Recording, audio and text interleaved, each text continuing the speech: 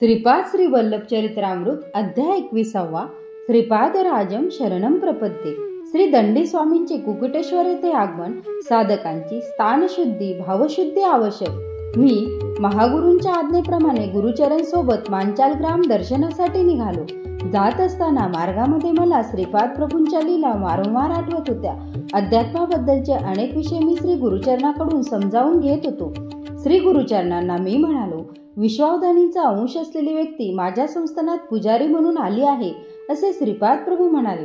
ही व्यक्ती महत्भाग्यवान आहे. ती आहे तरी कोण? ती कोणत्या वेळी येईल? यावर श्री गुरुचरण मला म्हणाले, अहो शंकर भटा, अनेक शताब्दीनंतर त्यांच्या जन्मस्थानी महासंस्थान होणार आहे असे श्रीपाद प्रभू म्हणाले होते. त्या महासंस्थानात कोणी एक महातपस्वी येणार असल्याचा प्रभूंचा संकल्प होता. त्या महासंकल्पासाठी तरी तो महातपस्वी नक्की येथे येईल. दीर्घकालाच्या ध्यानाने, आराधनाने, पवित्र मंत्रोच्चाराने आणि श्रद्धेने केलेल्या पूजा विधानाने येथील भूमी आणि वायुमंडळ अत्यंत शुद्ध झाले आहे. विश्व अंतराळातील दशदिशेतील भावतरंग येथे नेहमीसाठी प्रस्फुटित झाले आहेत. पवित्र भाव असणारे भक्त तेथील पवित्र स्पंदनाचा स्वीकार करतात. अपवित्र भक्तांना अपवित्र स्पंदनाचा अनुभव येतो.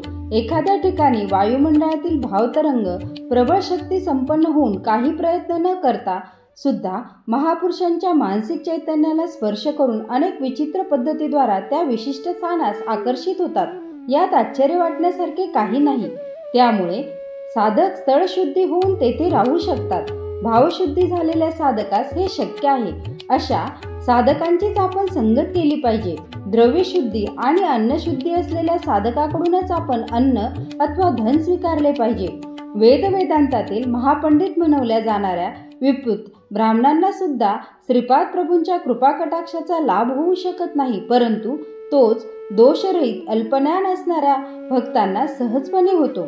मी पौंड देशात ओरिसा राज्यात जगन्नाथपुरी क्षेत्रात व्यापाराच्या निमित्ताने गेलो होतो. तेथे मला श्री जगन्नाथाच्या मूर्तीमध्ये श्रीपाद प्रभूंचे दर्शन झाले. माझ्या बरोबर आलेल्या 3-4 भक्तांना श्रीपाद प्रभूंनी त्यांच्या इष्टदेवतांच्या स्वरूपात दर्शन देऊन तत्काळ स्वतःच्या रूपात दर्शन दिले.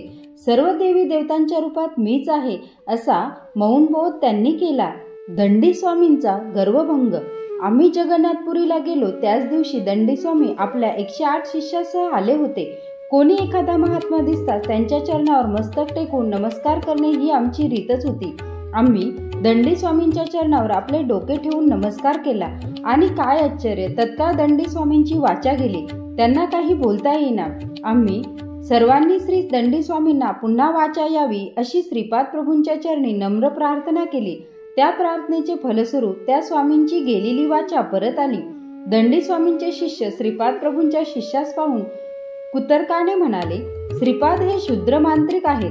त्यांचे शिष्य सुद्धा शूद्र मांत्रिक आहेत. त्यांच्या शूद्रविद्येने आमच्या दंडी स्वामींची वाचा जावी असे त्यांनी केले, परंतु आमचे स्वामी समर्थ असल्याने त्यांची वाचा पुन्हा आली आणि ते स्वस्थ झाले.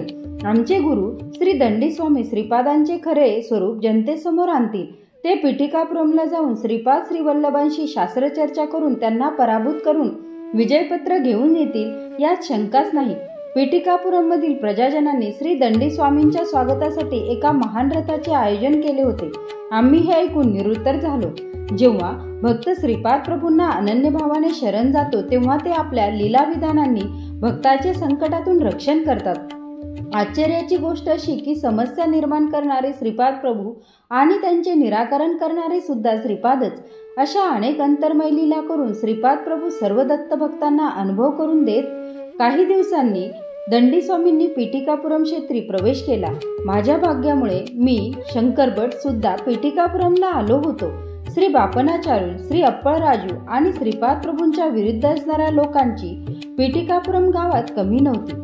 श्री दंडी स्वामींनी कुकुटेश्वराच्या मंदिरात जाऊन सर्व देवदेवतांचे दर्शन घेतले. स्वयंभू दत्तात्रयांचे सुद्धा दर्शन घेऊन ते म्हणाले, येथे असलेल्या स्वयंभू दत्तात्रयाचा महिमा अपरंपार आहे असे सांगून पुढे म्हणाले की त्यांचा अवतार श्रीपाद प्रभूंचा गर्व दूर करण्यासाठी आहे. त्या दिवसापासून त्यांनी आपल्या संकल्पशक्तीने कुंकुम, विभूती यासारखे पदार्थ निर्माण करून आपल्या भक्तांना देण्यास सुरुवात केली. पिठिकापुरम मधील ब्राह्मणाने वेदमंत्राच्या गजरात दंडी स्वामींचे स्वागत करून त्यांना कुकुटेश्वराच्या मंदिरात नेले. गावात दंडी स्वामी आल्याची दवंडी पिटवली. स्वतः दत्त अवतार असलेल्या श्रीपाद प्रभूंनी दंडी स्वामींची तपस्या जाणून त्यांना साष्टांग नमस्कार घातला. श्री बापनाचार्यांनी दंडी स्वामींचे दर्शन घेऊन त्यांची शरणागती पत्करली. श्री अप्पळराजू शर्मा यांनी श्री दंडी स्वामींचे दर्शन घेऊन परंपरेनुसार पूजा अर्चा होत असलेली एक काळ्या पाषाणाची मूर्ती त्यांना अर्पण केली. व्यंकटप्पा श्रेष्ठी यांच्या अध्यक्षतेखाली आर्य वैश्य समितीचे संमेलन झाले. या संमेलनात एक ठराव सर्वमते पास झाला की कोणत्याही परिस्थितीत श्री दंडी स्वामींच्या आकृत्यांना श्रीपाद प्रभू, अप्पळराजू शर्मा आणि बापनाचार्य सहकार्य देणार नाहीत. नरसिंह वर्मा यांच्या अध्यक्षतेखाली झालेल्या क्षत्रिय सभेत हाच प्रस्ताव अनुमोदित झाला. श्रीपाद प्रभू आपल्या आजोळच्या घरातील अंगणात असलेल्या औदुंबराच्या झाडाखाली विश्रांती घेत होते. दिव्यकांतीच्या कळा पसरवणाऱ्या श्रीपाद प्रभूंकडे पाहून श्रेष्ठींना गहिवरून आले आणि त्यांच्या नेत्रातून काही अश्रुबिंदू ओघळले. बापनाचार्य, श्री अप्पळराजू शर्मा आणि श्रेष्ठी हे तिघे श्रीपादांच्या मुखारविंदाचे अवलोकन करीत त्यांच्या अगदी जवळ बसले. श्रीकृष्णासारख्या दिसणाऱ्या श्रीपाद प्रभूंना भूक लागली होती. त्यांची आजी राजमांबाने श्रीपाद प्रभूंना खाण्यासाठी एका चांदीच्या भांड्यात दहीभात आणला. श्रीपाद प्रभूंनी तो मोठ्या आवडीने खाल्ला. तो भात खाल्ल्यावर श्रीपाद आपल्या आजोबांना वेदघोष करा असे म्हणाले. बापनाचार्यांनी वेदघोष करण्यास सुरुवात केली. त्यांच्याबरोबर श्री अप्पळराजू शर्मा व स्वतः श्रीपाद प्रभू सुद्धा वेदघोष करीत होते. नरसिंह वर्मा आणि श्रेष्ठी या दोघांनी सुद्धा अत्यंत आनंदाने सुश्राव्य स्वरात वेद पठणास प्रारंभ केला. तेथील वातावरण या वेदघोषामुळे ऋषी आश्रमाप्रमाणे पवित्र झाले होते. याच वेळी कुकुटेश्वराच्या देवळात एक आश्चर्य घडले. दत्तात्रयांच्या तोंडाजवळ दही भाताची शिते दिसू लागली. पुजाऱ्यांनी ती 2-3 वेळा पुसली तरी पुन्हा तेथे ती येत होती. अशा प्रकारे ही श्रीपाद प्रभूंची अद्भुत लीला होती. दंडी स्वामी आपल्या शिष्याबरोबर वेदघोष करीत पिटिकापुरमहून बाहेर जाण्यास निघाले. ते सर्वजण एकामागून एक पावले टाकत चालले होते. त्यांना तेथील जमीन वाढत असल्यासारखी वाटत होती. ते कितीतरी वेळ चालत होते, परंतु ज्या ठिकाणाहून निघाले तेथेच होते. याप्रमाणे या विचित्र क्रियेत बराच वेळ गेला. सर्वांना हे पाहून मोठे आश्चर्य वाटले. तेवढ्यात दंडी स्वामींच्या हातातील दंड तुटून त्याचे 2 तुकडे झाले. दंडी स्वामींना मात्र आपल्या शरीराचेच 2 तुकडे झाल्यासारखे वाटले. पिटिकापुरम मधील ब्राह्मणांना ही घटना भयप्रद वाटली. श्री दंडी स्वामींना आतापर्यंतच्या अनुभवावरून कळून चुकले होते. श्रीपाद श्रीवल्लभ आपणापेक्षा कैकपट अधिक शक्ती संपन्न आहेत. त्यांचा विरोध केल्यास अनर्थ घडून येईल अशी त्यांची खात्री पटली. अशा परिस्थितीत आपल्या गावी कसे जावे याची त्यांना चिंता लागून राहिली. मोहनाश म्हणजे मोक्ष. पिटिकापुरम मध्ये अबन्ना नावाचा एक गृहस्थ राहत होता. तो सर्प पकडून त्यांचा खेळ करून आपली उपजीविका चालवित असे. तो एकदा बापनाचार्यांच्या घरी आला. श्रीपादांनी त्यावेळी वेदघोष थोडा वेळ थांबविण्यास सांगितले. अबन्नाला पोटभर जेवण दिले. नंतर त्यास बोलून म्हणाले, येथून 1 भांडे पाणी घेऊन श्री कुकुटेश्वराच्या मंदिरात जा. दत्तप्रभूंचा एक अवतार त्यांच्या करणचरणद्वयाबरोबर संचार करीत असताना अकारण ज्यांनी त्यांची निंदा केली असे महापापी लोक कुकुटेश्वर मंदिरात आहेत. त्यांना मृत्यूनंतर पिशाची योनी प्राप्त होईल असे चित्रगुप्ताने भाकीत करून ठेवले आहे. मी चित्रगुप्ताबरोबर संवाद करून त्यांच्या पापांचा परिहार कसा करावा याचा उपाय शोधून काढला आहे. भूमातेने सुद्धा तसा आग्रह केला आहे. तू तेथे जाऊन भूमातेस शांत राहण्याचा माझा निरोप सांग. श्रीपादांच्या दर्शनास उत्सुक असणाऱ्या भक्तांना तुझी संमती घ्यावी लागेल. त्यांच्यावर तू या जलाने प्रोषण कर. माझ्या पूर्व आदेशाप्रमाणे तू मादिगा सुबैयाच्या घरी जाऊन दहीभाताचा महाप्रसाद सर्वांना दे. अभय्या, सुबैया वगैरे तिकडेच गेले आहेत. ते सर्वांना बापनाचार्यांच्या घरी घेऊन येतील. श्रीपाद प्रभू उग्रस्वरूपात पुढे म्हणाले, अहो दंडी स्वामी, एक महान तपस्वी असून किती गर्व केलात. तुम्ही ज्यांची दत्त स्वरूपात आराधना करतात ते श्रीपाद श्रीवल्लभ रूप घेऊन भक्तांसाठी अवतरित झाले. त्यांना न ओळखणारे तुम्ही महामूर्ख आहात. तुमचे शिष्यगण सुद्धा तुमच्याप्रमाणेच मूर्ख आहेत. पिटिकापुरमचे तुमचे नवीन शिष्य अज्ञानी आहेत. तुम्ही आम्हाला काय करू शकता? समस्त सृष्टीचे शासन करणाऱ्या एकमेव सत्तेसमक्ष तुमचे अस्तित्व ते काय? तुमचे सामर्थ्य ते किती? देवदूषणासारखे महापाप केल्यामुळे तुम्हाला अनेक शतवर्ष पिशाच्य योनीत राहावे लागणार असा चित्रगुप्ताने निर्णय घेतला आहे. अव्याज करुणेने मी तो निर्णय रद्द करीत आहे. मानव जन्म मिळाल्यावर तुम्ही सर्वजण नीच जातीत आपले आयुष्य घालवणार आहात असा आदेश दिला आहे. तुमच्या पापांचा परिहार मी अत्यंत थोड्या शिक्षेतून करीत आहे. श्रीपाद श्रीवल्लभ स्वरूप महाअग्नी समान आहे.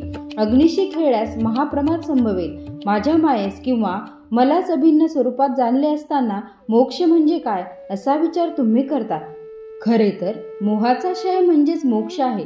कोणताही जीव जो सच्चिदानंद स्वरूपाचा आनंद अनुभवतो त्याची योग्यता पाहून मीच अनुग्रहित करतो.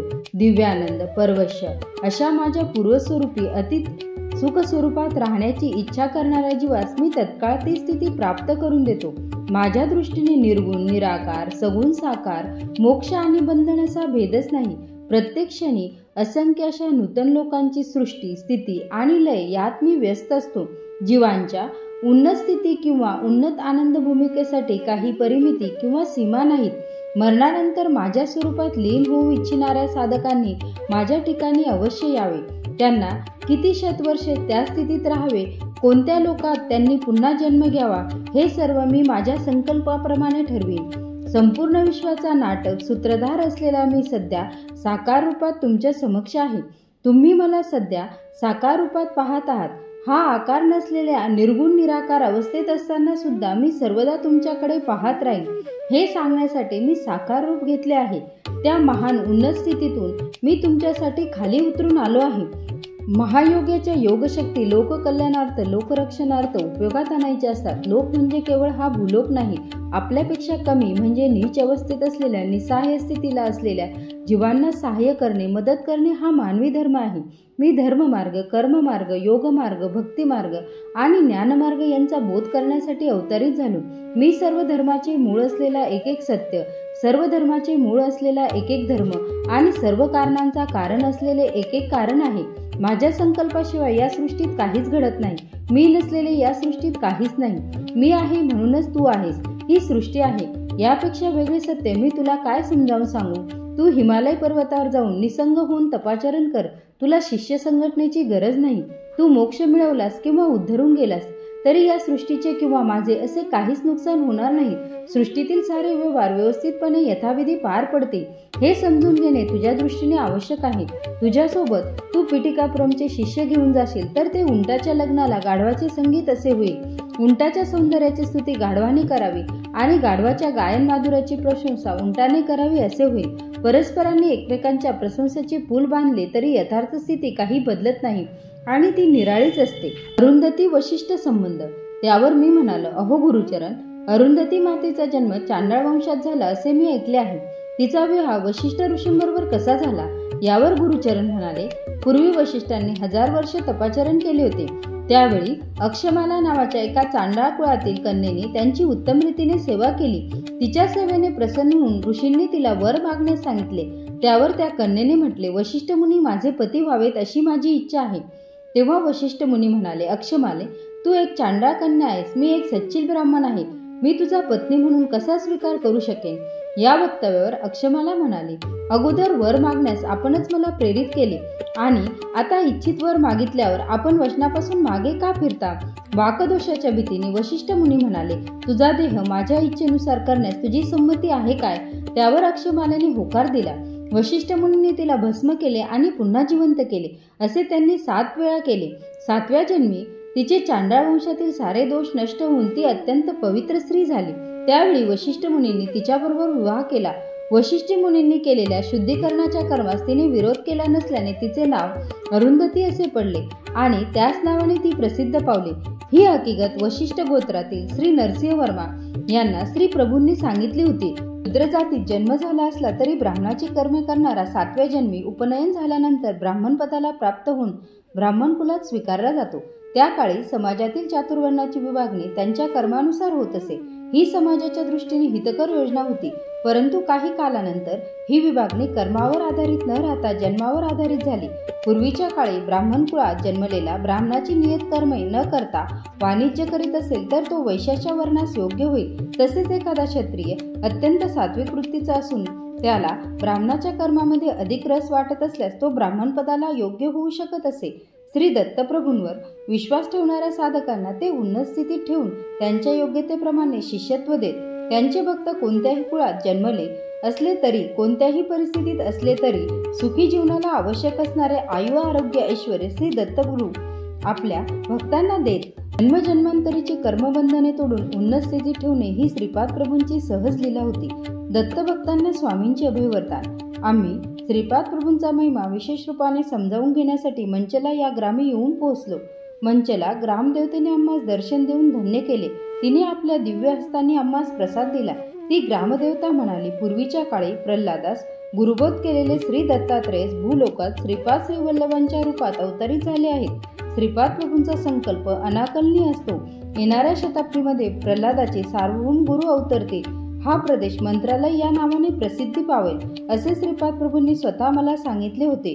तुमचे सारे शुभमंगल हो, असे बोलता बोलताच ती आपल्या पूर्वरूपात आली।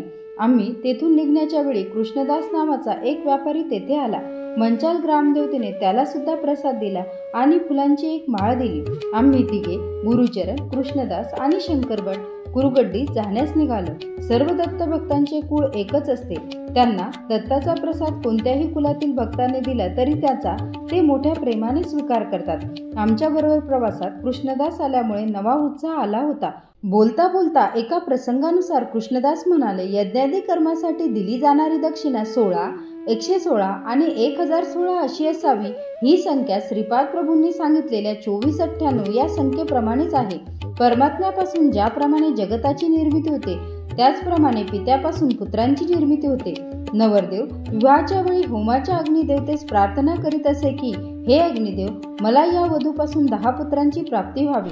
10 कन्या पुत्रांची प्राप्ती झाल्यानंतर त्याने पत्नीस मातेच्या स्वरूपात पाहावे असे शास्त्रवचन आहे। कृष्णदास पुढे म्हणाला, पूर्ण या शब्दाचा अर्थ निर्गुण असा आहे, म्हणूनच तो रुद्ररूप समजला जातो। या समस्त विश्वाचा लय झाल्यावर उरणारे ते शून्यच असते। त्या महाशून्यातच सर्वांचा लय होतो। विष्णू स्वरूप म्हणजे अनंत धर्मतत्व। सृष्टीच्या स्थिती स्वभावासाठी अनंत तत्व आवश्यक आहे।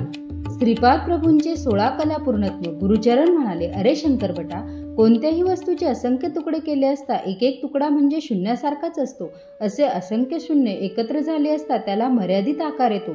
या कारणाने शिव आणि केशव अभिन्न आहेत। पंचभूतात्मक असलेली सृष्टी ही विष्णू स्वरूपच आहे। दक्ष यज्ञाचा विध्वंस करणारा वीरभद्रा श्री विष्णू म्हणाले, मूल प्रकृती आणि ईश्वर यांच्या निमित्ताने पार्वती माता, राक्षसांची युद्ध करणारी दुर्गा माता आणि कोपावस्थेतील कालिका माता ही सारी माझेच रूपे आहे। श्रीपाद प्रभूंना षोडश कला संपन्न म्हणण्याचा उद्देश हाच आहे। 16 वर्षाचे वय असताना श्रीपाद प्रभू पिटिकापूर सोडून गेले। ते स्वयं ब्रह्मा, विष्णू आणि रुद्र स्वरूप असल्यामुळे त्यांना 16 कला परिपूर्ण असे मानले जाते। सावित्री काटक यज्ञाचे फलित म्हणजे श्रीपाद प्रभूंचा अवतार। सकल जनांच्या बुद्धिमत्तेस प्रेरित करणारे आणि सर्वातील मंडळांच्या मध्यभागी असलेले दिव्य तेज म्हणजेच गायत्री माता। तिची 24 प्रतीके आहे। 9 ही संख्या ब्रह्माच्या स्वरूपाचे प्रतीक आहे। 8 हे महास्वरूपाचे द्योतक आहे। त्रेतायुगातील भारद्वाज मुनींनी पिटिकापुरम या क्षेत्री सावित्र काटक यज्ञाची योजना केली होती। त्यावेळी मुनींनी केलेल्या भाकितानुसार आज पिटिकापुरम मध्ये श्रीपाद श्री वल्लभांचा अवतार झाला। ते शक्ती स्वरूप असून अर्धनारी नटेश्वर आहेत। ते त्यांच्या स्वरूपाने साधकांची बुद्धी आणि प्रवृत्ती वाढवून धर्ममार्गाने जीवन व्यतीत करण्यास प्रेरित करतात। ते त्यांच्या या महाअवताराचे वैशिष्ट्य आहे। त्यांच्या बोधपर वाक्यांचे आणि लीलेंचे व्याकरण अनाकलनीय आहे। या नवीन व्याकरणाचे ते स्वतःच करता असल्याने ते केवळ त्यांनाच समजते। मला शंकरभटास कृष्णदासाकडून अनेक विषयांची माहिती मिळाली। यात अनेक नवीन गोष्टींचे ज्ञान झाले। पांडित्य पूर्ण परंतु अहंकारी असलेल्या साधकांना श्रीपाद प्रभूंच्या कृपाकटाक्षाचा लाभ होत नसे।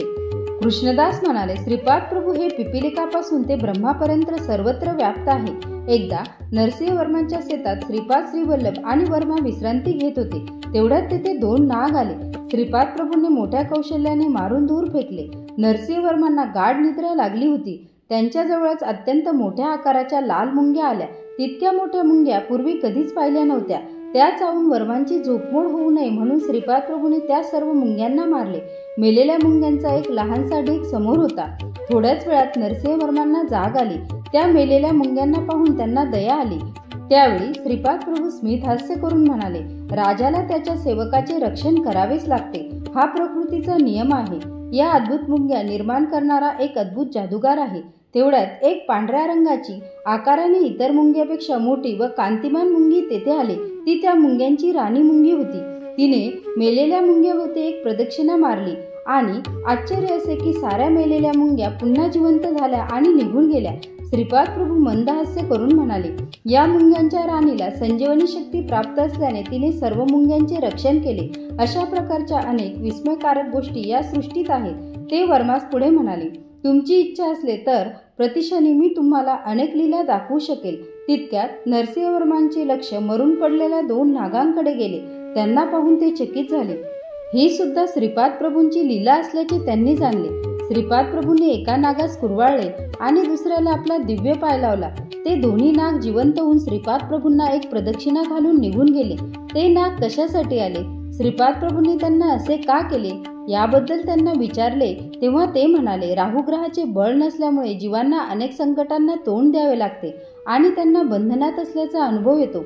यालाच काही लोक कालसर्प योग म्हणतात. राहू हा सर्व देवतांचे आदिदेवता आहे. या प्रकारे येणाऱ्या संकटाचे निर्मूलन कसे करावे हे कोणीही जाणत नाही. परंतु मी त्या सर्वांचे दोष दूर करून त्यांना सुख संतोष मिळेल अशी योजना करतो. आम्ही कुरगुड्डीला क्षेमपूर्वक येऊन पोहोचलो. श्रीपाद प्रभूंचे मंगल दर्शन घेतले. त्यांनी आम्हास हसतमुखाने आशीर्वाद दिले.